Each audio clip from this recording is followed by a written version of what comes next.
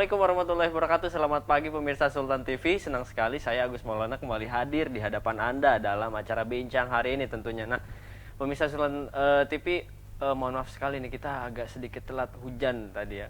Kehujanan. Nah, pemirsa, kali ini kita akan membahas santai seputar problematika anak desa di Banten. Sudah hadir bersama saya. Ini ada Kang Andri Wiguna nih. Pemirsa, Assalamualaikum Kang Andri. Waalaikumsalam. Sehat? Alhamdulillah. Alhamdulillah, Udah ya. lama kita nggak ketemu ya. Iyalah, terakhir kapan kali ya? Ini Sudah lama kawan sekali. saya pemirsa, rekan saya di kampus Untirta, aktivis Kumala juga. Sekarang di Di SAF sebagai Foundation. direktur pendidikan. Iya, Direktur pendidikan dan apa? sosial. Sosial. Nah, ini Kang Andri juga sebagai ketua event Kongres Nasional Anak Desa. Betul. Nah, ini gini Kang Andri. Kita ngobrolin apa ya? Anak desa. Kang Andri juga anak desa ya? Betul, saya anak desa. Ya, anak desa. Saya anak desa. Kang Andri dari desa mana? Saya itu di Kecamatan Gunung Kencana, Gunung Kabupaten Kencana, Lebak. Lebak. Iya. Nih, saya juga dari Kecamatan Cimarga, Desa Margajaya. Desanya apa, Kang? Sukanegara. Desa Sukanegara. Kita ngobrolin problematika anak desa nih. Kalau pandangan saya nih, Kang Andri ya. Anak desa ini adalah sebuah desa nih. Di desa ini medium pembentukan sebuah karakter. Kita kan berangkat dari desa, kemudian urbanisasi itu hal lumrah ya biasanya. Betul. Kang Anda juga sekarang di Serang kan, Iya. menetapnya di Serang, saya juga di Serang aktivitasnya ini. Desa ini menentukan sekali dalam hal pembentukan karakter. Kemudian itu juga dibangun dari struktur, kemudian tatanan di desanya, bagaimana sistem yang dibentuk. Nah, itu akan menghasilkan output yang tergantung dari prosesnya bagaimana. Nah, ini kita akan membahas problematika anak desa di Banten. Kalau kita sebelum ngobrol ke situ kan kita nih nggak enak nih kita udah ditonton. Kang Andri boleh sapa-sapa dulu pemirsa Sultan TV yang ada di rumah, silahkan. Ya, selamat pagi. Saya Andri Wiguna di sini selaku ketua event Kongres Nasional Anak Desa di tahun 2021 gitu tuh.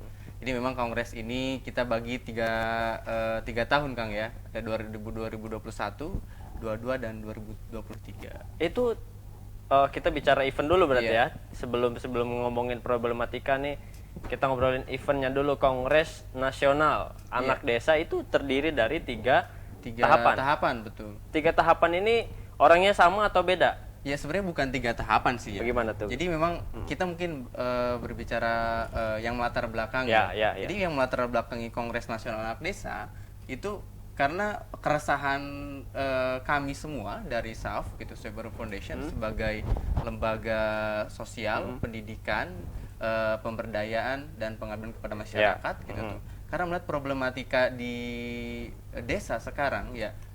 Desa itu merupakan tempat awal kehidupan gitu di Indonesia betul. gitu. Sepakat saya. Kota itu nggak mungkin ada kalau nggak ada desa gitu ya. Jadi kota itu kan awalnya kan desa. Setelah perkembangan pembangunan yang begitu pesat sehingga ya adalah kota gitu tuh.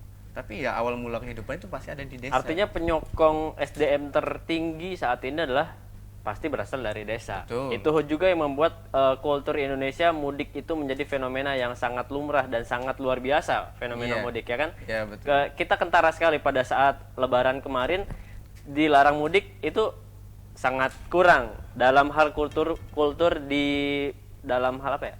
Pas Lebaran kemarin kurang lah ya. Nah, Iya. itu berkaitan juga tuh sama pembentukan di desa. Nah, tadi berangkat dari problematika terus ingin menyusun di kongres. Iya. Nah, ini inisiatornya apakah SAF saja? Iya. Jadi setelah SAF ini sebelumnya kita mengadakan roadshow lah, ibaratnya roadshow. Kita keliling ke beberapa desa gitu, Iya.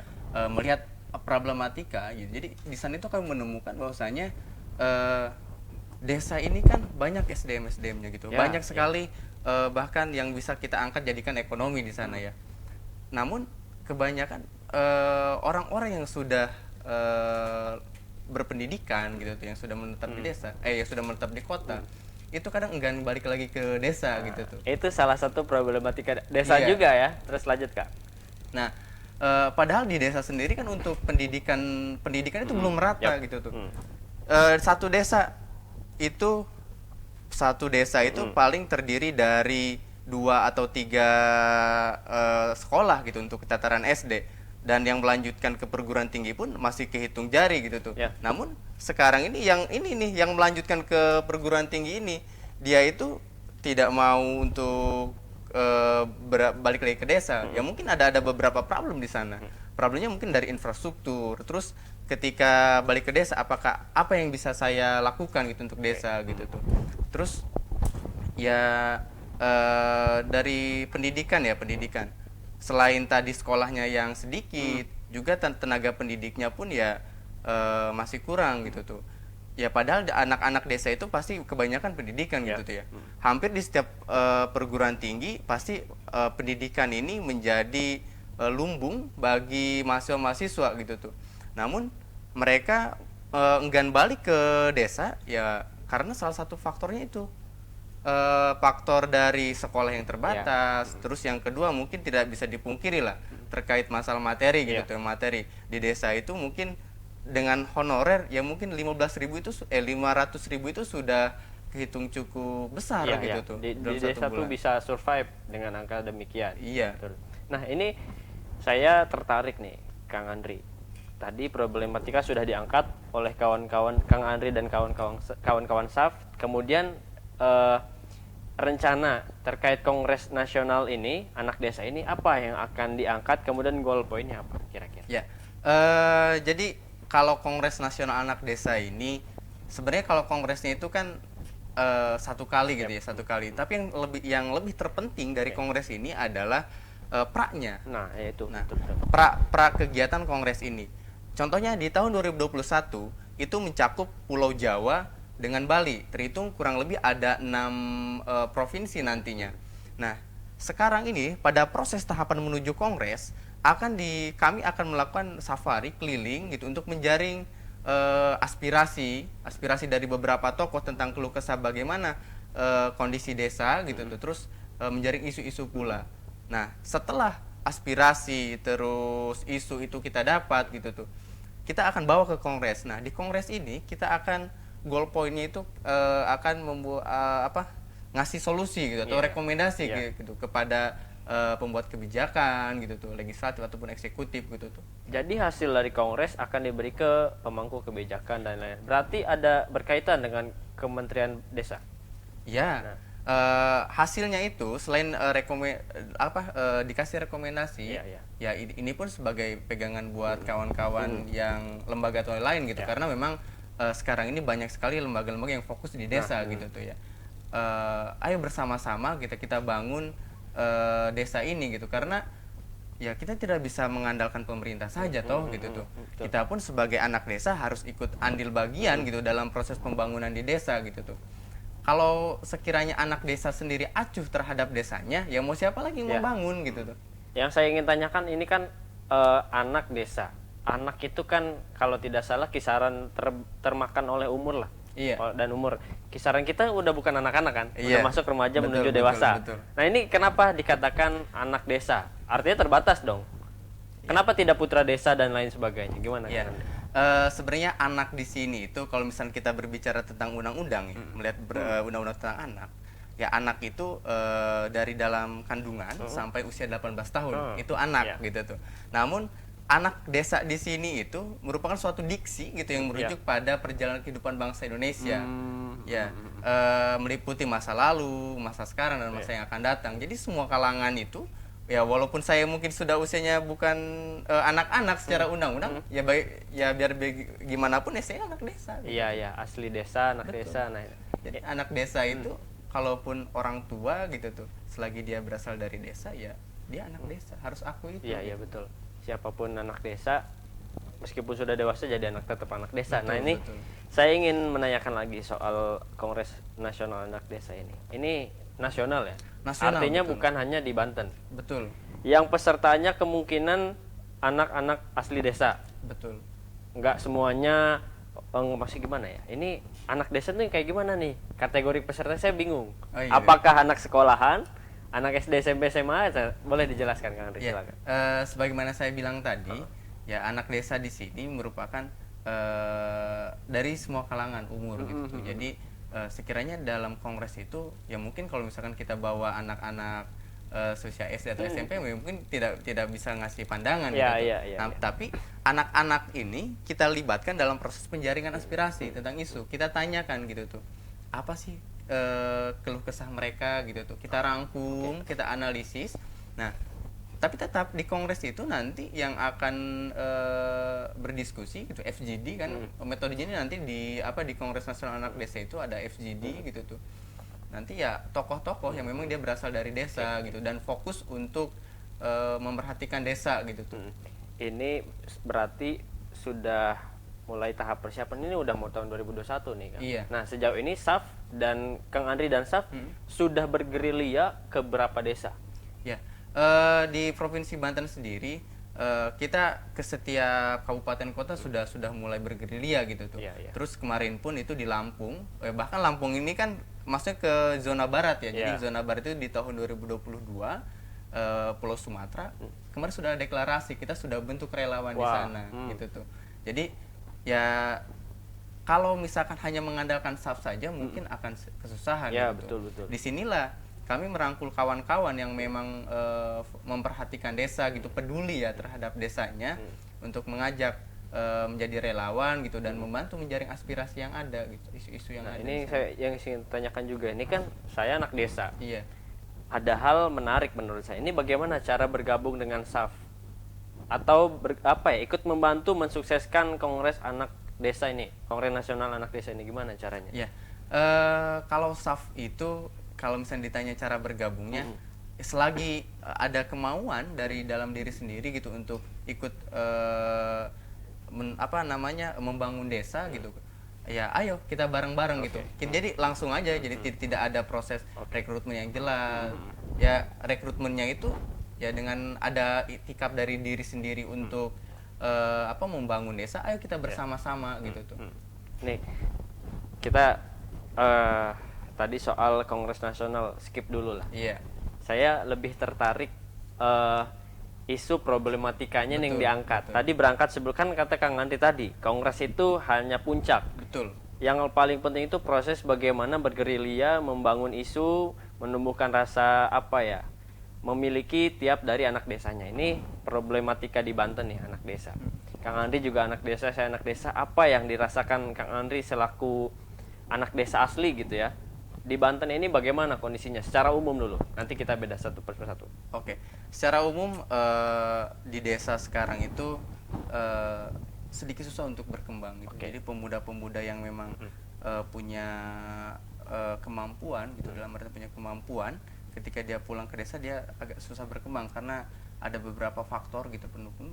Di salah satunya ada infrastruktur di sana gitu yang belum menunjang. Makanya dengan adanya dana desa ya, dana desa ini diharapkan dapat proses pengembangan SDM-nya dapat terus dilakukan gitu, bukan hanya pembangunan. Kan pembangunan ini ada pembangunan secara fisik gitu dan non fisik. Nah, kalau fisik mungkin oke lah jalan gitu, akses untuk proses perekonomian dan lain-lain gitu. Tapi di sini pembangunan secara non fisik pun itu perlu gitu tuh, karena yang saya bicarakan tadi di awal, yang melanjutkan ke perguruan tinggi itu di desa masih sedikit gitu tuh. Nah, bagaimana? Apa kabar gitu tuh? Apa kabar kawan-kawan anak desa yang dalam tanda kutip taraf pendidikannya masih kurang gitu tuh? Ini kan perlu pelatihan gitu tuh agar dia dapat membangun desa. Menurut Kang Andri, yang lebih utama itu non fisik dulu, apa pembangunan fisik dulu? Non fisik. Kalau pribadi non fisik gitu. Non fisik, ketika orang-orangnya sudah berdaya gitu, sudah mempunyai skill, nah dia akan sendirinya baru fisik gitu tuh. Karena kita berkaca pada Jepang lah ya. Jepang bagaimana dulu itu ketika dibom itu kan yang diutamakan itu kan pendidikan waktu itu. Iya. Jadi ketika bom di Hiroshima itu jatuh, betul. Yang ditarik itu adalah para guru untuk betul. Bagaimana cara membangun lagi karakter bangsanya itu. Iya. Tapi memang harus beririsan gitu tuh. Pembangunan di desa pun harus tetap diadakan gitu tuh. Bukan hanya jalan, mungkin yang lain pun bisa dilakukan. Nah, sekarang Kang Andi kan sudah bergerilya di Banten juga. Dari 8 kabupaten kota di Banten nih. Kondisi desa atau anak desa nih, kita berbicara infrastruktur berarti kondisi desa ya. Betul. Kondisi desa di Banten yang paling merasa menyayat hati lah secara visual dari Kang Andri pengalaman di lapangan? Daerah mana, Kang? Ya, saya ambil di daerah Lebak aja itu tuh. Jadi anak-anak itu, kita kalau berbicara anak-anak dulu ya, anak-anak itu untuk sekolah itu harus memakan jalan begitu jauh, berkilometer, terus aksesnya pun sangat sulit gitu tuh. Dia harus melewati hutan dulu gitu baru sampai ke sekolah. Karena itu keterbatasannya itu. Terus ditambah sarana kesehatan. Sarana kesehatan itu sangat jarang kan di desa. Ya satu kecamatan mungkin hanya ada satu puskesmas gitu tuh, dan ada beberapa puskesmas pembantu gitu. Tapi itu pun tidak dapat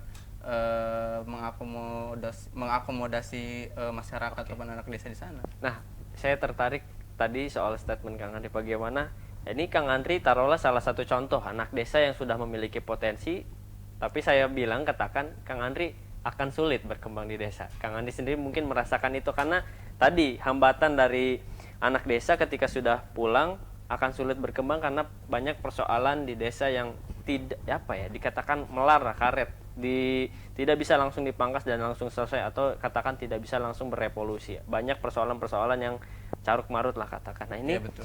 Bagaimana cara menyadarkan kondisi di desanya? Kemarin kan sempat viral nih di Lebak ya kan, betul, yang bagaimana sudah memviralkan, melaporkan kondisi jalanan, tapi malah dia yang dilaporkan. Ini bagaimana kondisi dari Kang Andri selaku anak desa? Ya, betul yang tadi dikatakan bahwasanya kalau misalkan kita balik ke sekarang ini akan sulit gitu tuh. Makanya perlu untuk bersama-sama gitu. Ini kalau misalkan solo gitu sendirian ya pasti akan sulit gitu tuh. Tapi dengan bersama-sama kita buat kegiatan yang menarik gitu tuh. Kita mulai dari anak-anaknya saja dulu gitu tuh, orang-orangnya. Penyadaran itu kan dari hal-hal yang terkecil dulu gitu tuh, baru nanti ke hal yang besar, terus diadakan pelatihan. Sempat menarik kemarin di daerah Gunung Kencana itu banyak sekali ada pelatihan gula aren. Pelatihan gula aren berbentuk jadi, UMKM berarti ya? Belum ya UMKM gitu cuman belum secara kita legalkan gitu tuh. Itu ada pelatihan gula aren, pembuatan gula aren. Jadi gula aren yang biasanya dibuat jadi gula biasa kita olah nih jadi gula cair gitu, jadi permen gitu dan lain-lain. Dan itu kita bisa memberdayakan anak-anak desa. Itu menjadi potensi nilai ekonomi terbaru. Betul, potensi nilai ekonomi terbaru. Dan kita coba berdayakan ya dalam tanda kutip anak-anak desa yang dari segi pendidikan kurang gitu tuh. Ayo kita bantu gitu. Kita sebagai yang sudah tahu lah ya mengemban pendidikan gitu, coba untuk bantu anak-anak atau pemuda yang lain gitu, untuk ayo kita bersama-sama untuk membangun desa ini gitu. Nah ya, saya juga tertarik ngomongin soal pendidikan. Memang di desa itu semangatnya sudah ada. Betul. Kadang fasilitasnya yang nggak ada. Nah ini bagaimana di Banten soal kondisi sarana pendidikan di desa. Selaku Kang Andri yang pernah di lapangan, bagaimana temunya? Jangan dijawab dulu, Kang. Karena kita akan kembali setelah pariwara berikut ini. Jangan kemana-mana, tetap di Bincang Hari Ini.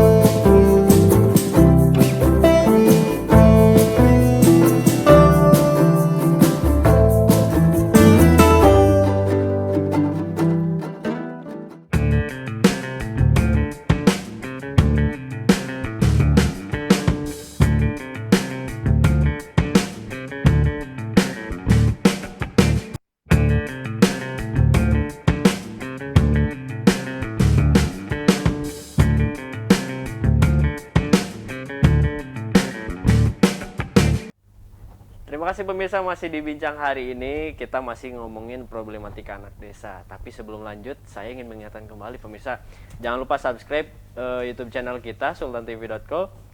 Terus di like juga, di komen, di share. Kemudian jangan lupa juga follow semua media sosial kita, Instagram di sultantv.co, Facebook Kreatif Sultan, terus di Twitter juga Kreatif Sultan ID. Ini masih dengan Kang Andri. Tadi kita ngomongin soal kondisi fisik nih, fisik, sarana prasarana pendidikan di desa. Idealnya sih menurut Kang Andri berapa sih satu desa itu ada berapa sekolah sih gitu? Iya. Menurut saya, hemat saya untuk sekolah ya seminimalnya, karena desa itu kan cukup luas.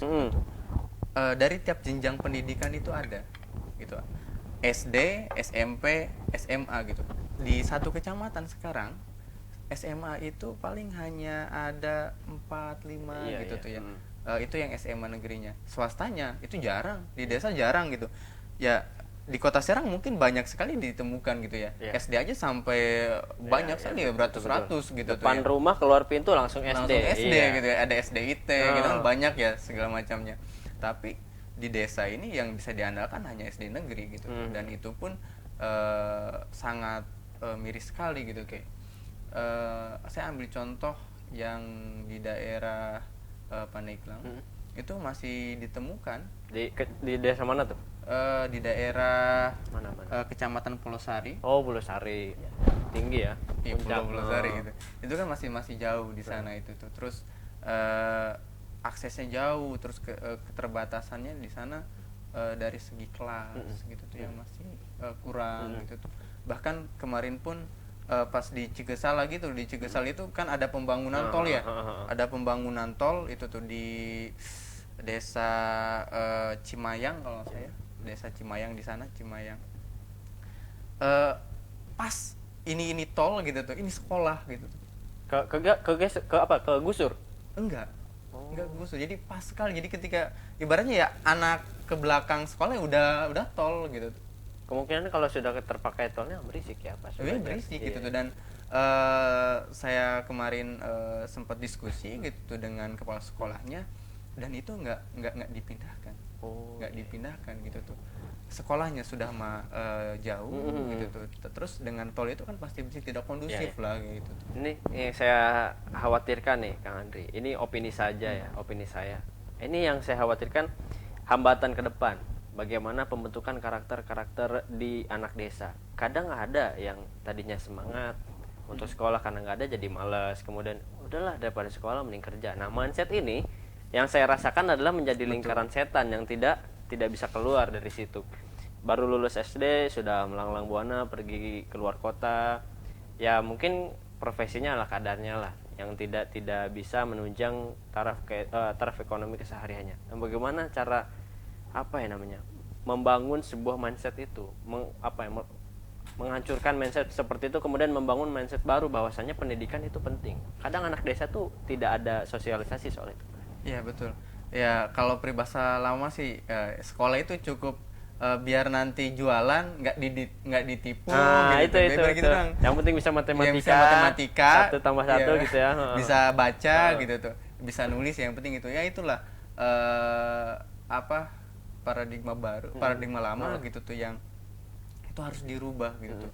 Sekarang ini pendidikan itu sangat penting gitu tuh. Orang-orang yang pendidikannya hanya lulusan SD, ya ketika dia memaksakan untuk pergi ke kota gitu tuh ya, tadi betul, paling hanya buruh kasar lah ya, buruh kasar gitu. Dan itu tidak bisa membangun membangun desanya gitu tuh. Proses penyadarannya ini saya rasa dimulai dari berbagai sektor gitu tuh ya. Karena pendidikan itu kan bukan hanya pendidikan formal saya kira, tapi pendidikan non formal pun harus didirikan. Jadi memang harus ada kerjasama antara tenaga pendidik yang formal dan juga non formal gitu, agar dapat memberikan penyadaran gitu tuh. Biasanya kan kalau di desa itu, kalau sekiranya kiai gitu ataupun tokoh masyarakat lah yang berbicara gitu, yang ikut mensosialisasikan bahwa penting lah segala macam, itu kan pasti didengar gitu. Betul, dibandingkan mungkin kita gitu tuh ya, para pemuda, itu mungkin agak kurang didengar gitu. Tapi ketika misalkan tokoh yang berbicara, itu kan akan cepat gitu, ditangkap responnya gitu tuh. Nah ini tadi saya baru dengar laporan dari Kang Andri ini Lebak Pandeglang nih. Iya. Nah kalau Kabupaten Serang tadi udah juga disinggung soal ada kondisi di mana mepet dengan jalan Betul, tol. betul. Nah ini bagaimana yang di Kabupaten Tangerang yang ada desa juga, kemudian di mana lagi? Kalau di kota-kota nggak ada kali ya? Iya, desa nggak ada. Tapi memang kalaupun kita berbicara ke kota ya kota ini saya tadi pas sebelum kesini itu sempat melipir nih jalan ke yang area belakang Polda. Ternyata masih banyak kayak desa juga Ya, gitu. itu jangannya cuma judul dong kota nih. Jangan judul dong Kota kota Serang judulnya. Ternyata Justru masih ada wilayah-wilayah seperti desa gitu ya. Ya itu ketika anak desa memaksakan dengan kurang kompetensi gitu tuh untuk ini memaksakan ketika lulus SD terus pergi ke kota, akhirnya di kota dia lama di kota berumah tangga gitu, punya anak, nggak pulang lagi ke kota, ya anak itulah jadi anak desa juga gitu. Kondisinya ya kurang lebih tidak akan berbeda dengan orang tuanya tuh gitu tuh. Nah ini saya menarik bagaimana ancaman menurut saya apa ya, ini ancaman apa peluang ya, ini digitalisasi nih masuk desa. Nah gimana digitalisasi masuk desa, tanggapan Kang Ari, apakah ini sebuah peluang menuju desa yang digital atau memang sebuah ada juga ancamannya gitu untuk melunturkan nilai-nilai budaya di desa itu? Ya semuanya ada sisi positif dan sisi negatif itu. Saya pun seorang tenaga pendidik gitu tuh ya, tenaga pendidik merasakan bahwa di era pandemik seperti ini gitu tuh, dengan adanya perubahan metode pembelajaran gitu ke daring gitu tuh, ya mungkin di kota Serang sih di daerah perkotaan lah ya, pembelajaran daring tidak jadi problem gitu tuh. Mereka bisa melakukan lewat via telekonferensi lah ya, Zoom dan lain-lain lah ya. Tapi di desa saya berkeliling gitu tuh, saat ditanya nih ya, kita kan kalau misalkan keliling itu bukan hanya nanya, tapi kita buat suatu kegiatan gitu ya, gelar buku lah dan lain-lain. Contohnya nanti pekan depan itu ada Al-Quran untuk anak desa gitu tuh ya, karena melihat di sana itu di desa mana? Di itu sekecamatan Pulau Sari. Satu kecamatan Pulau Sari kita keliling gitu tuh ke desa-desa. Sudah kelilingnya kita akan pendistribusian gitu, karena melihat kan ada program maghrib mengaji gitu tuh. Ternyata kiai-kiai gitu ataupun ustadz-ustadz tempat ngaji lah ya, itu kurang Al-Quran gitu tuh. Nah itu tadi balik lagi ke soal ini ya, tentang digital. Ya di sana itu kayak mereka nggak bisa melakukan via Zoom dan lain-lain gitu tuh, karena keterbatasan gadget. Itu keterbatasan gadget gitu tuh. Sinyal juga itu mempengaruhi gitu tuh, sehingga ya pendidikan yang mereka terima hanya dapat tugas, kumpulin kerjakan gitu tuh. Selama Kang Andri melihat situasi itu, solusi yang diambil para anak desa bagaimana? Nah, ketika kan dipaksa nih untuk daring, nah kan tapi keterbatasan dong anak desa. Betul. Gimana solusi? Ada beberapa solusi yang diinikan, diskusi dengan para tenaga pendidik di sana. Jadi untuk mengatasinya itu tetap kita mematuhi protokol kesehatan kan. Jadi nanti guru yang soan ke kampung-kampung. Iya. Guru yang soan ke kampung-kampung dikumpulkan, misalnya di kampung tersebut taruhlah ada 10 orang gitu, misalnya dikumpulkan di satu tempat gitu dengan tetap protokol kesehatan. Dan juga untuk anak kelas 1 itu ada bimbingan belajar tatap muka, tapi nanti akan dibatasi perharinya berapa orang, gitu tuh. Ya digitalisasi ini menurut saya itu sangat bagus gitu untuk perkembangan anak desa gitu, karena nantinya mereka akan dengan mandiri untuk mencari tahu gitu tuh apa kerajinan yang bisa dia lakukan gitu. Namun itu ada sisi negatifnya. Saya itu kan pernah jadi duta kebudayaan 2017 gitu tuh. Ya sekarang ini untuk kebudayaan di desa itu kan terkenal tentang budayanya ya, budaya adat istiadat dan lain-lainnya. Namun kebudayaan ini sudah mulai terkikis gitu tuh. Contohnya mungkin kesenian kayak pencak silat gitu ya. Kayak gitu kalau dulu zaman saya dulu ya gitu, di desa itu tuh kadang kumpul di balai desa gitu, kita latihan silat bareng-bareng gitu, ngobrol santai gitu, diskusi. Kalau sekarang itu sangat susah. Ngobrol pegang HP ya. Iya, ngobrol pegang HP gitu tuh. Pos ronda juga sepi sekarang, ada orang tua doang. Itulah memang membangun desa ini kita harus kerjasama dari berbagai sektor. Digitalisasi ini mungkin kita bisa kerjasama dari Dinas Kominfo ataupun ada KPID ya, Komisi Penyiaran untuk ini, untuk apa? Nah, saya juga tertarik soal bagaimana ini peran anak desa di desa. Menurut Kang Andri, umur yang produktif dan sangat bisa membantu perekonomian, entah itu pendidikannya dan lain sebagainya, sosial budaya di desa ini kisaran usia berapa? Ya, usia pemuda, usia inilah. Sekarang kan ini sudah masuk ke era bonus demografi, bonus demografi gitu tuh.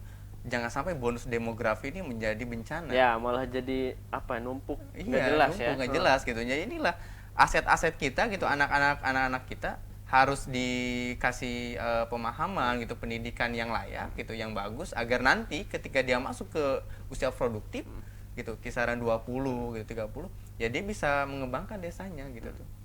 Ya usia pemuda gitu, 30 itu sudah bisa untuk membangun. Nah, tapi iya. dengan catatan itu berkumpul gitu. Ini goal point dari Kongres Nasional Anak Desa ini kan nanti akan mengakomodir semua persoalan-persoalan di desa. Nah, ini salah satunya saya ingin mengangkat persoalan ekonomi. Tentu di desa itu biasanya berkaitan dengan ya biasa hanya dengan terbatas ya, perekonomian itu dengan tani, nelayan dan lain sebagainya. Apakah ada tawaran inovasi dari selama ini temuan di hasil apa ya, penelitian di lapangan, apa ya namanya, pas turun di lapangan itu, apakah ini ada temuan kayaknya kayak tadi yang merubah dari apa, gula aren itu menjadi sebuah fenomena baru. Apakah di desa lain juga ada temuan seperti itu? Ya, ekonomi ya. Kemarin saya sempat baca berita bahwa ekonomi Indonesia itu kan sedang kurang buruk. Bahkan desa itu hanya menyuplai 14% untuk perekonomian gitu. Nah, itu turun kalau saya turun 3,5% dibandingkan dengan tahun lalu gitu tuh. Nah, mungkin sekarang ini kita melihat bahwa ya desa pasti tidak jauh dari pertanian tuh gitu tuh. Karena memang pertanian ini menjadi sektor unggulan gitu di desa gitu tuh. Namun seiring berjalannya waktu, pertanian ini kalau misalkan cara pengolahannya terus seperti itu, ya tidak akan berkembang juga gitu tuh. Sehingga perlu adanya inovasi-inovasi untuk bagaimana pertanian ini dapat menghasilkan lebih gitu daripada biasanya. Terus di desa ini sekarang sudah muncul, contohnya di daerah Lebak lah ya, daerah Lebak ini sekarang sudah muncul di tiap desa ada wisata. Jadi curug gitu. Contoh di daerah saya ada curug Munding gitu dan lain-lain. Ada pemandangan, itu bisa dijadikan alternatif gitu untuk pembangunan di desanya itu sendiri gitu, dengan dijadikan BUMDes ya. Iya, jadi income yang bisa keseharian lah ya. Betul. Dan itu dikelola langsung oleh masyarakat. Iya. Ketika pariwisata itu dikelola oleh anak desa, dari segi sarana prasarananya, terus masyarakatnya pun bisa berdagang di sana gitu. Iya. Jadi menguntungkan berbagai pihak gitu jadinya. Nah, itulah, jangan sampai potensi-potensi yang ada di desa ini malah diambil alih oleh orang lain gitu tuh, yang bukan anak desa itu sendiri gitu tuh. Miris ya nanti. Iya, itu ya yang disayangkan gitu tuh, ketika potensi yang ada di desa malah dikelola oleh orang lain gitu, sedangkan anak desanya sendiri hanya jadi penonton gitu tuh. Nah, kalau sejauh ini temuan dari Kang Andri dan kawan-kawan SAF mengenai sudah adakah program-program yang efektif dan efisien di desa, atau mungkin perlu ada evaluasi untuk para pemerintah, ternyata program ini kurang baik, ada nggak temuan? Ya. Jangan jawab dulu, Kang. Ya, karena kita akan kembali setelah pariwara berikut ini, pemirsa. Tetap di Bincang hari ini.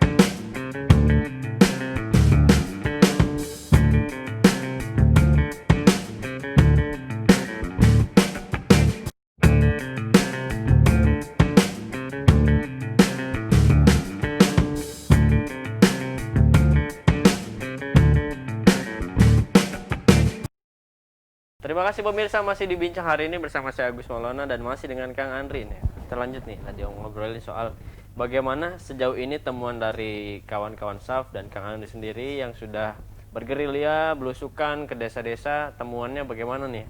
Adakah program pemerintah yang selama ini ternyata salah nih? Ternyata hal ini tidak efektif dilakukan di desa, bagaimana? Termasuk dana desa pemanfaatan. Iya, betul. Ya, saya apresiasi sih ya. Sekarang dari pemerintah sudah mulai menyoroti desa gitu. Yep.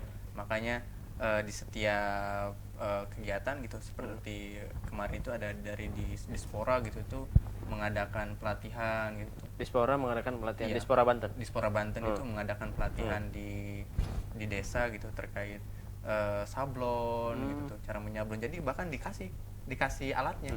Jadi selain mereka itu dikasih pelatihan, juga dikasih alat-alatnya gitu untuk mandiri gitu tuh. Itu sangat bagus. Namun memang di tubuh internal desa sendiri, contohnya BUMDes ya. BUMDes ini kan tujuannya untuk memberdayakan masyarakat desa itu sendiri gitu tuh. Namun sekarang itu belum semua desa itu sudah punya BUMDes. Jadi ada aja, masih banyak bahkan yang belum punya BUMDes. Saya jadi ingat di desa saya ada berapa BUMDes ya? Kayaknya nggak ada yang ada tapi nggak efektif kali ya. Iya, nggak efektif gitu tuh, karena penggunaannya yang dan pengelolanya ini yang kurang gitu, yang kurang di sana. Padahal BUMDes ini bisa dijadikan alat untuk membangun perekonomian gitu dan membantu masyarakat juga gitu tuh. Contohnya mungkin di pertanian. Ya, pertanian kadang ada desa yang hanya menyediakan alat gitu, traktor gitu tuh. Tapi nanti tidak ada tindak lanjutnya gitu tuh, traktor aja gitu. Saya pengalaman ada cerita dari tani di daerah saya. Ada bantuan dari pemerintah dimasukin ke Gapoktan berupa alat. Iya, alat. Apa tuh nama traktor disimpan di Gapoktan. Tapi yang pakai cuma ketua Gapoktannya. Nah, itu mungkin problematika. Nah, ini biasanya juga terjadi di unsur penguasa desa. Biasanya merasa menguasai kemudian tidak memberikan amanah yang disampaikan. Ini cara menstimulus dari Kang Andri, menstimulus ke para pejabat desanya bagaimana cara membangunkan. Kadang ada masyarakat yang udah terbangun, kadang si pengurus desanya nih yang lemah, masih lembek kemana-mana. Kadang si pejabat desanya yang sudah semangat, masyarakatnya yang masih tidak semangat. Ini caranya gimana sih yang buat mensinkronkan gitu? Iya. Harus ada kerjasama sih ya memang, dengan adanya musyawarah desa, karena musyawarah desa itu kan untuk menyamakan frame antara apa yang dibutuhkan masyarakat ya, dan apa yang kesiapan dari perangkat desa ya kan. Kan kalau di desa itu namanya perangkat desa itu yang sendiri gitu tuh. Nah, di musyawarah desa ini harusnya memang dimaksimalkan gitu tuh. Ketika misalkan yang dibutuhkan masyarakat ini adalah tentang sektor pertanian, maka desa harus siap untuk memfasilitasi gitu tuh. Dan memang yang dikelolanya itu, yang mengelolanya itu kan ada Gapoktan ya. Itu masyarakatnya itu saja gitu tuh. Harusnya ada koperasi gitu, koperasi tentang yang coba ditawarkan gitu. Kami coba menawarkan, Pak, coba buat koperasi gitu, koperasi desa gitu tuh. Di mana nanti ketika petani ini butuh pupuk, itu bisa nanti ke desa gitu, dan hasilnya pun nanti bisa ke desa gitu. Jadi kan kalau misalkan di desa itu orang jual padi itu kan langsung ke Tengkulak. Iya. Nah, harusnya dengan adanya BUMDes gitu, dengan koperasi ini, nanti padi-padi dari petani ini bisa dibeli oleh desa gitu. Jadi tidak langsung ke Tengkulak. Kalau Tengkulak itu murah sekali. Murah, tidak sesuai lah ya. Betul. Terus desa pun nanti kan bisa mengelola diolah kembali gitu tuh. Ya kalau misalkan dijual berupa padi kembali kan sedikit ya, nilainya itu kan kecil gitu. Tapi kalau bisa diolah jadi beras gitu tuh, buat buat penggilingan padi dan lain-lain, itu kan akan lebih besar lah nilainya gitu. Ya. Sejauh ini berarti Kang Andri sudah tadi udah keluyuran nih kemana-mana. Paling krusial itu yang paling dibutuhkan oleh desa, isu apa yang paling menonjol? Ya, kebanyakan itu kan rata-rata setelah survei itu pasti yang ditanya, Pak, di sini apa pembangunan yang sudah dilaksanakan? Jalan. Itu jalan. Tetapi selain dari jalan, yang dibutuhkan itu adalah itu tadi, SDM.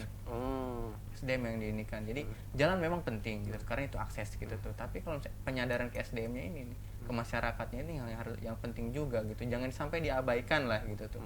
Karena ya biar gimana pun ya masyarakat desa ini sendiri lah yang akan peduli terhadap Betul, desanya. betul. Nah, iya pemirsa, kalau bukan si putra desanya itu, anak desanya itu, siapa lagi? Kalau nggak mungkin ada orang.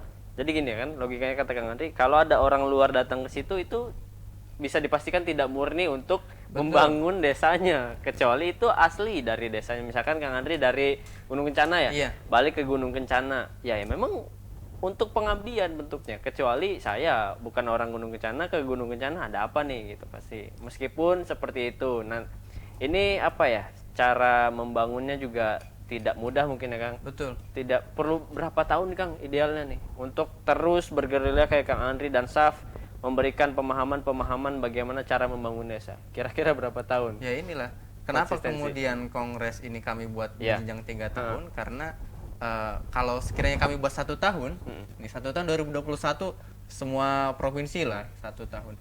Ya nanti Seremonial seremonial jadinya gitu. Sedangkan yang tujuan kami ini bukan seremonial Iya, gitu. iya. Ibaratnya kalau seremonial mah besok juga- diselenggarakan juga besok jadi juga gitu jadi ya, nih. tinggal nanti Habis zuhur juga jadi. Iya, publishing media aja Ah. gitu tuh. Tapi kan yang terpenting ini tindak lanjutnya. Iya, Jadi makanya saya bilang ya kongresnya mah cuma 1 kali gitu. Sehari betul. sudah selesai mungkin. Tapi ini pra dan pasca itu yang penting.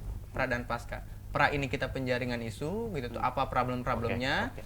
Kita kupas tuntas di kongresnya gitu tuh. Solusinya bagaimana gitu tuh. Nah, hasil dari kongres ini kita laksanakan. Gitu tuh, laksanakan selain kita ngasih rekomendasi tadi ya kita pun harus ikut terjun gitu tuh. Nah, ini kan saya jadi tertarik. Kang Andri sudah keluyuran banyak desa. Boleh diceritakan menemukan warga desa yang unik, kemudian ini sangat tertarik. Boleh diceritakan bagaimana? Iya, contohnya di desa ini daerah Banjar Paneglang, di Kecamatan Banjar Kadumane, di desa Kadumane, di sana itu banyak sekali pandan gitu tuh. Mereka itu Saya kira banyak sekali gadis. iya, banyak sekali gadis ya. Kalau gadis desa itu banyak pasti. Iya. Nah, di sana itu ada tanaman pandan itu banyak gitu. Dia pengen mengolah pandan gitu, bisa mengolah pandan, cuma kadang memang Pandan problemnya tikar ya? tuh iya, Oh. pandan tikar terus dibuat kayak tas juga. Ah. Yang dia ini kan kemana saya harus ngejualnya? Oh, jadi belum punya marketplace ya. Marketplace Nah, gitu iya. tuh.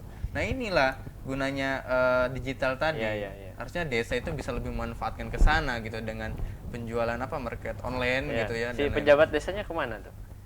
Ikut Ya. membantu juga atau bagaimana? ya untuk pejabatnya ya seperti itulah Ya, gitu ya. kurang gitu ya.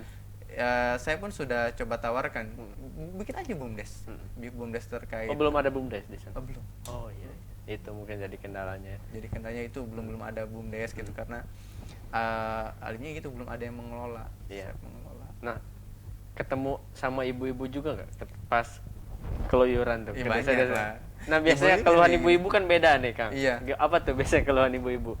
Ya keluhan ibu-ibu itu banyak sih ya. Kalau lebih ini pun pasti aspirasi ini banyaknya dari ibu-ibu malah. Kalau Oh, bapak-bapak itu mungkin lebih Bapak-bapak tuh lebih diam ya? Iya, biasanya. lebih diam ya. Diam. Ibu-ibu inilah katanya kenapa ini jalan gitu, jalan kayak gini, terus sarana MCK yang kurang gitu tuh. Banyak keluhan-keluhannya. Terus diharapkan juga ini kalau ke pasar susah banget ya katanya. Jauh banget nih ke pasar katanya. Ya ini pun mungkin bisa jadikan ini. Ya salah satunya kenapa kemudian Jawa itu lebih murah ya. Jadi sempat main ke daerah Jawa Tengah, Solo itu kan lebih murah di sana biaya hidup. Apa itu? Kenapa itu bisa gitu? Ya mungkin salah satu faktornya di daerah sana itu karena memanfaatkan gitu tuh potensi yang ada kayak misalnya Oh, bahan-bahan iya, makanan iya, ya iya. tidak harus ngambil dari luar gitu tuh. Makanya agak heran juga bahan pokok yang dari desa dikirim ke kota, nah dari kota dikirimnya ke desa jadi Iya, jadi iya. kan beli dari kota. Bener sih. Saya juga aneh ketika di Jawa, emang apakah pajaknya kecil atau memang seperti apa? Nah, Banten bisa nggak kira-kira seperti daerah Jawa? Bisa. Menurut saya sangat bisa gitu dengan itu. Kita berdayakan desanya gitu tuh. Sektor-sektor yang sekiranya masyarakat desa itu mampu untuk melakukan gitu tuh. Ya sudah nggak usah ngambil dari luar gitu. Kita kelola sendiri gitu. Jadi dari petani kita beli oleh desa dan dijual kembali oleh desa. Nah, kalau peran pemerintah sekarang yang dilihat Kang Andri, yang Pemprov ya berarti. Pemprov gimana Kang? Sudah Ke desa. optimal.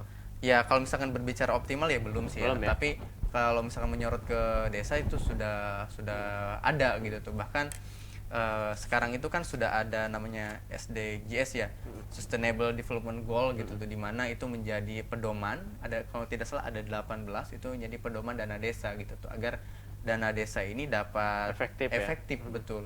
Karena pada proses pelaksanaannya, evaluasi kemarin kami lihat gitu tuh, ya penggunaan dana desa ini masih kurang Jadi optimal kurang gitu. terserap lah ya. Iya.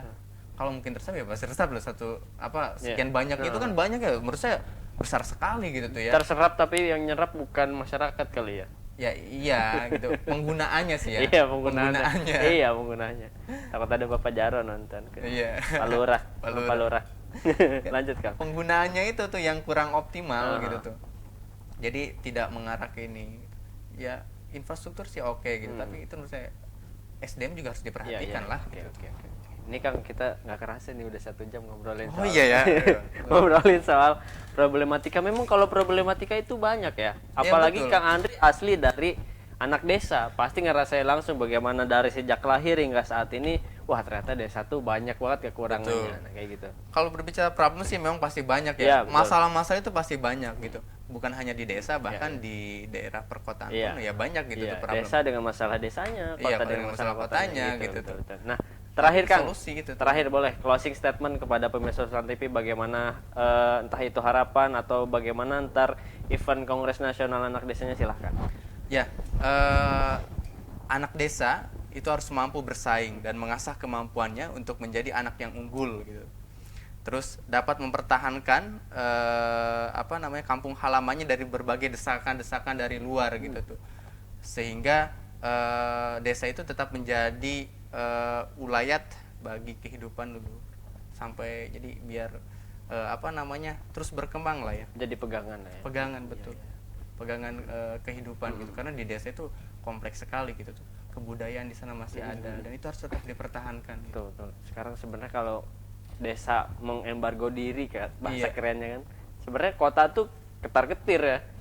Kalau misalkan taruhlah Gunung Kencana, semua semua swasembadanya hanya berputar di situ saja, ya Lebak juga akan susah. Betul. Gitu. Jadi kota pasti sangat membutuhkan desa, peran desa. Desa juga butuh tempat untuk memasarkan hasilnya tanpa mendiskreditkan hasil dari daerahnya sendiri seperti itu. Nah, dari misalkan kalau dari Gunung Kencana ininya apa? Hasil yang unggulnya entah itu budayanya atau dari sektor pertanian. Ya, sejauh yang saya lihat sih ya, sekarang di Gunung Kencana sendiri sudah Wisata mulai ya? wisata. Wisata ya? Iya, cukup benar-benar. banyak Lagi gitu. naik nih. Nah, makanya wisata itu pun kita dorong. Kalian ini pasti kan banyak pengunjung nih, pengunjung. Kita pun harus berdesa, ya makanya aren itu loh bisa dijadikan kita untuk merchandise, kita oleh-oleh lah ya. Siap. Oleh-oleh.